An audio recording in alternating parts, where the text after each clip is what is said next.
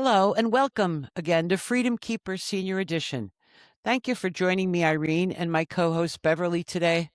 We're going to be talking about the American family and the state it's in today and why it's important to talk about it and how we can try to save it. And we're very excited about this episode because, folks, like it or not, the American family reflects the health of our nation's foundation. It really does.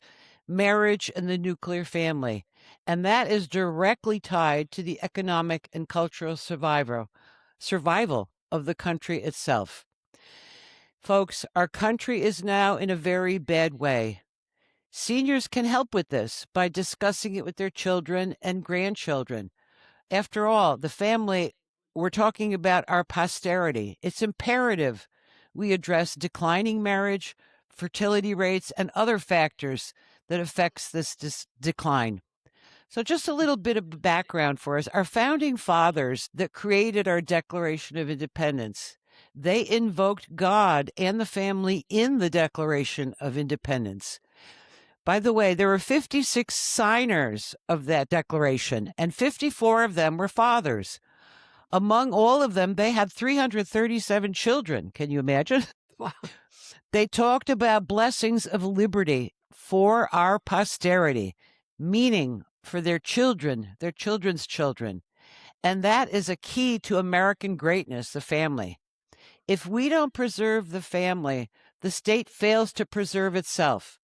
Even Aristotle said long ago, political order was in the household. It's the first building block of society. And even Cicero refers to society itself as marriage, and the home is foundation of government. So family is the foundation of civilization, and marriage is its cornerstone. Even historic dictators like Stalin and Mao recognized the need for family, even though they tried desperately to abolish it. So what happens to our future when citizens stop having children and scorn marriage? So that's the reality we're facing now. Right now, we have 40% of Americans choosing not to marry. 40%. A quarter of our children live with a single parent. A quarter. That's the highest rate in the world. We have the highest rate of that in the world. We have a severe drop in fertility. And unless it's reversed soon, deaths will outnumber births. So what do we need to do? We need to renovate the family, sort of like a home you have that is 50 years old and you want to renovate it. You don't want to rebuild it. You don't want to demolish it, but you want to renovate it. And that could include things like, well, perhaps more subsidies for IVF, stop punishing family formation, restore the American dream, support marriage and the working families. Big time. We need to do that. We're going to get into more detail on all of this in this episode. But today, it's true the family faces many challenges. We have steep economic pressures, financial in particular, the cost of raising children, cost of maintaining a household, divorces, single moms, mostly minority or low-income households, which are greatly affected. So, Beverly, what are other reasons for the decline of families? Well, Irene, first of all, I want to welcome everybody that tuned in today. I think we have to look back at the foundation of the family, which was the nuclear family. And that included a married union between a husband and a wife, raising two biological children and or adopted children. And this is and always will be the bedrock of a civil society. Let's also look at the internet and the effect it has on our children. Albeit it's not totally responsible for the deterioration of the American family. However, it does act as a powerful amplifier of existing trends. As an example, the effect of some of the content that Hollywood is producing.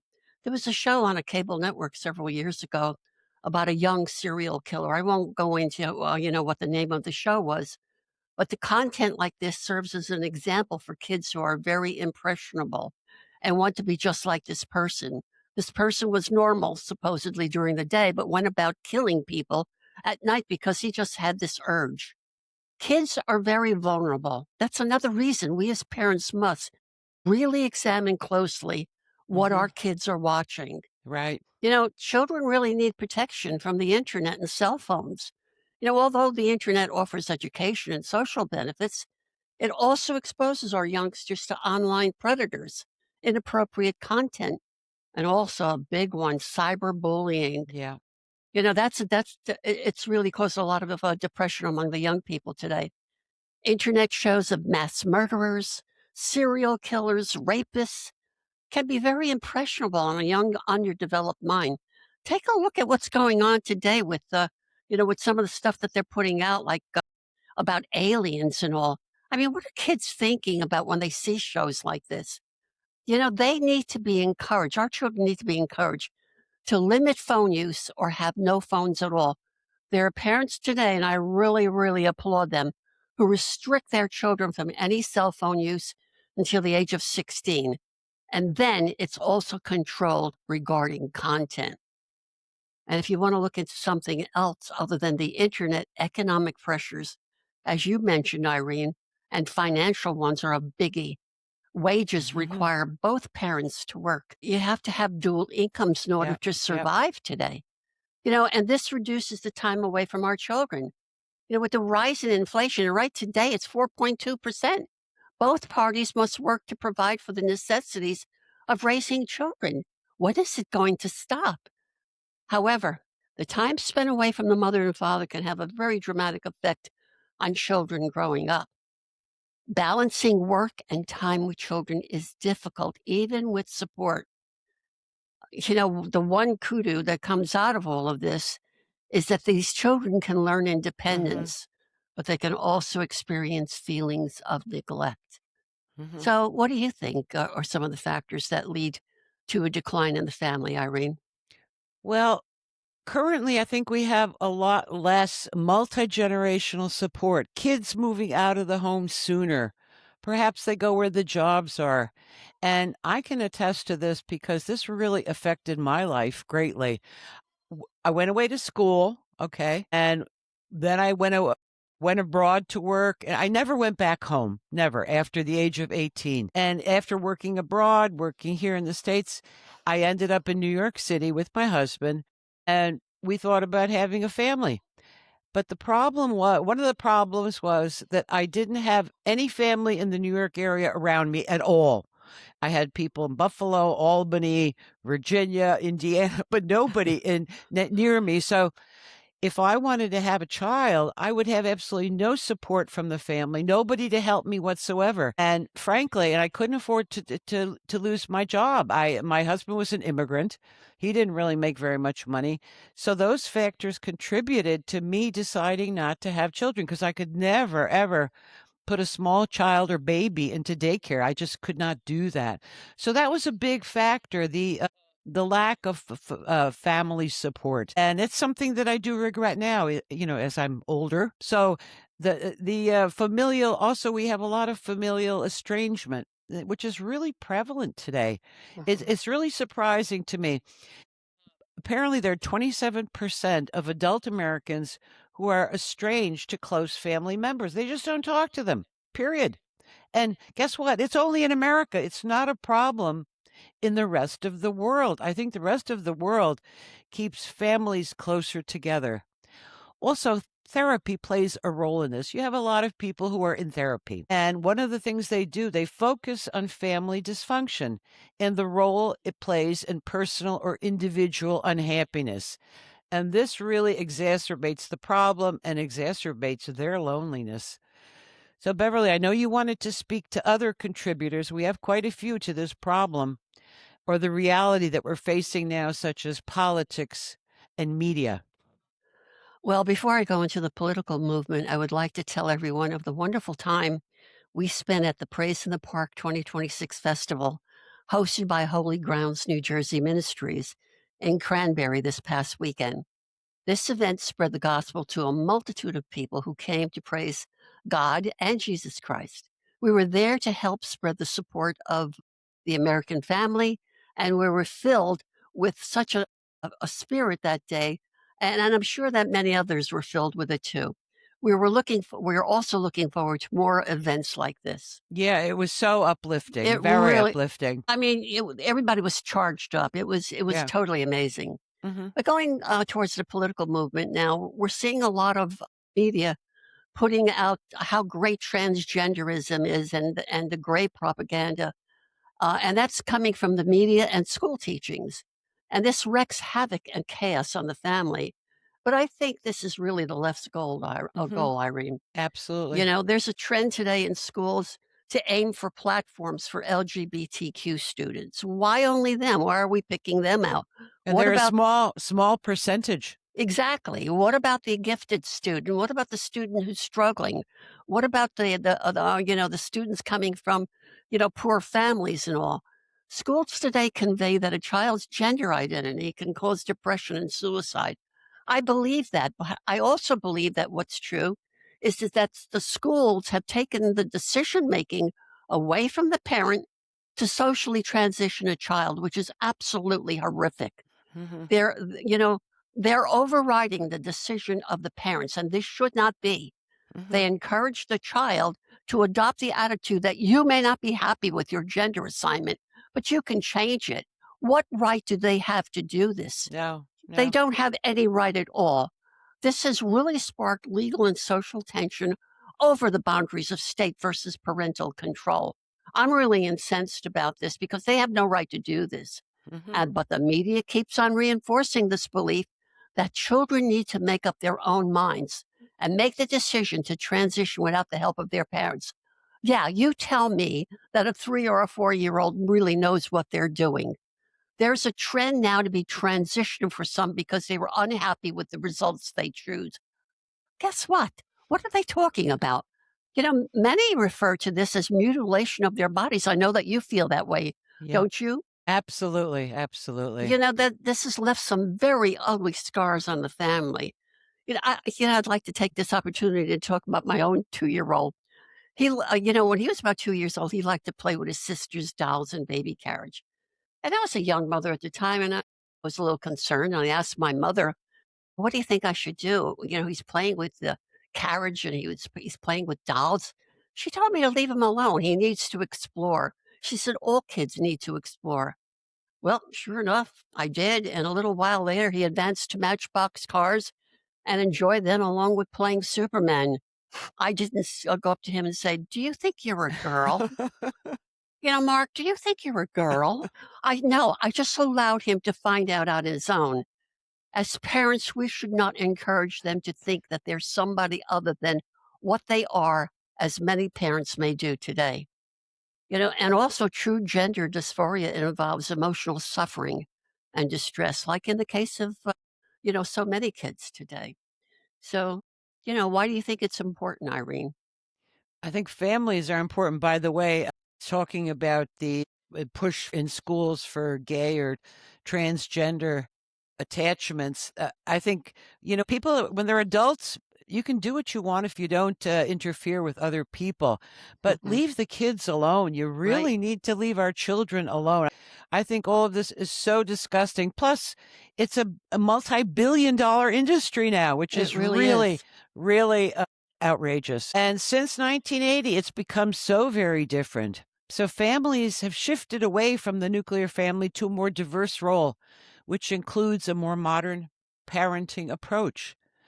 There are shifts in the heads of the household with single parents, blended families, both parents working, and children left to become more independent or lonelier, oftentimes neglected. And as we mentioned, families are the foundation of our society and our world. And as our founding fathers of this great nation expressed, and as did ancient philosophers, families are the foundational building blocks of society. It's just a fact. They Right. provide emotional, financial, and developmental support. Family and God are directly linked. Make no mistake. Families stay together by providing support networks, shared moral views, and guidance during difficult times. Relatives help with childcare, which can reduce financial concerns. Elders often offer a lot of wisdom.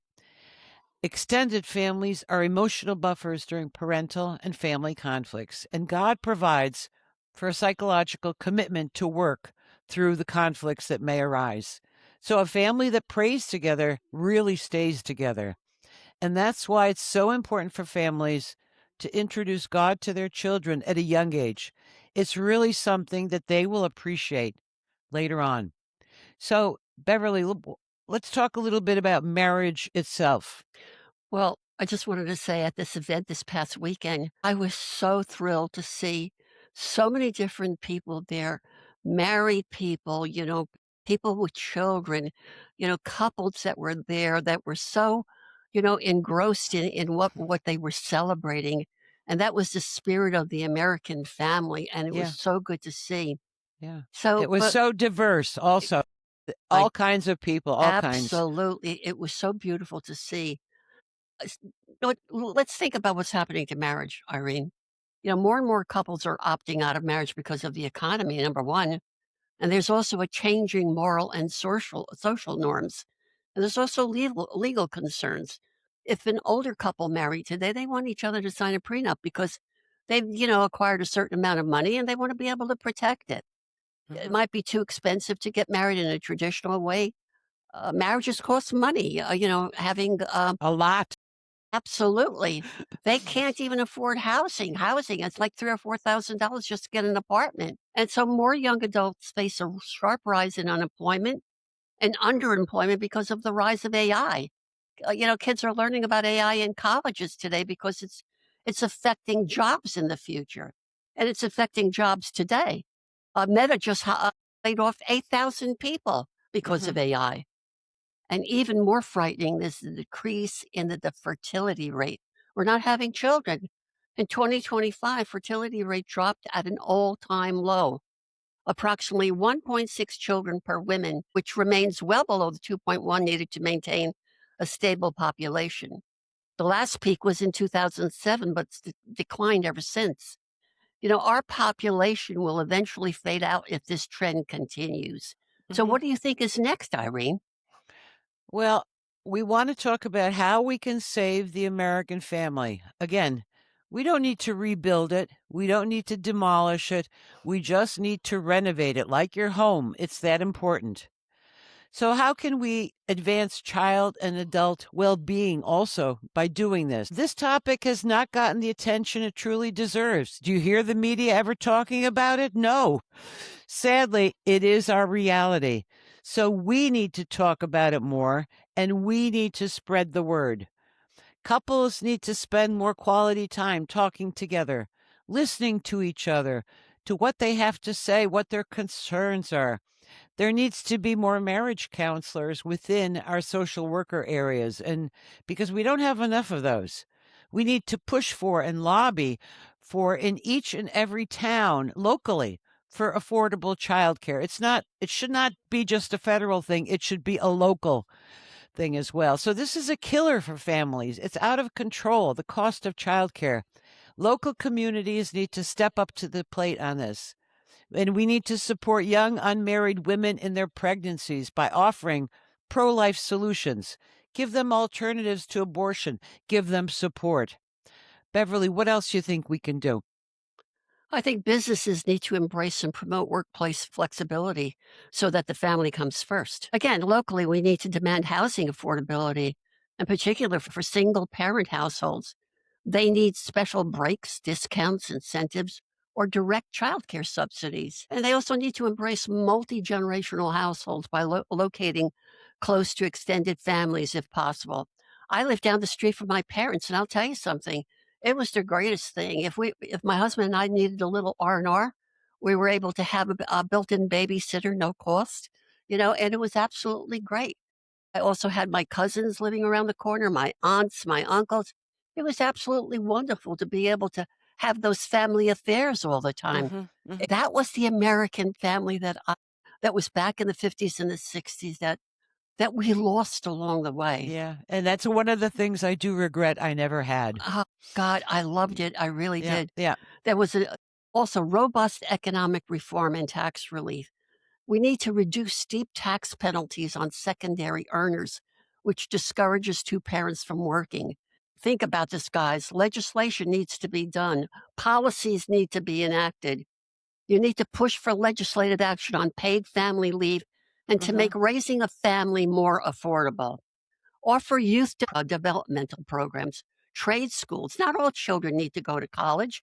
Provide transportation and grants for them to attend. My own father went to trade school and he was so happy that he was able to become an electrician. He went to vocational school. Mhm. I Mhm. am recommending this to my grandson, who definitely is going the same route that my grandfather did or my father did. That's good. That's great. So, and folks, don't forget one very important thing we can all do. Put God and faith back in first place. Amen. Folks, many of these things depend on you, our listeners. So help us renovate the American family. You can write to your congressman to demand they put policies in place to help save our American family. Attend town council meetings to bring up the topics, or your Board of Education. Get involved. If not for you, for your children and your children's children and all of our posterity. It is critical. If we do nothing, what will become of us? Nothing short of a disaster. Irene and I want to thank you today for listening to us. You'll be learning more about what actions we can take to save the American family, thereby saving America. Please subscribe and share our video. Please. Thank you. We appreciate you. Thanks, and we'll see you next time on YouTube. Bye bye. Bye bye.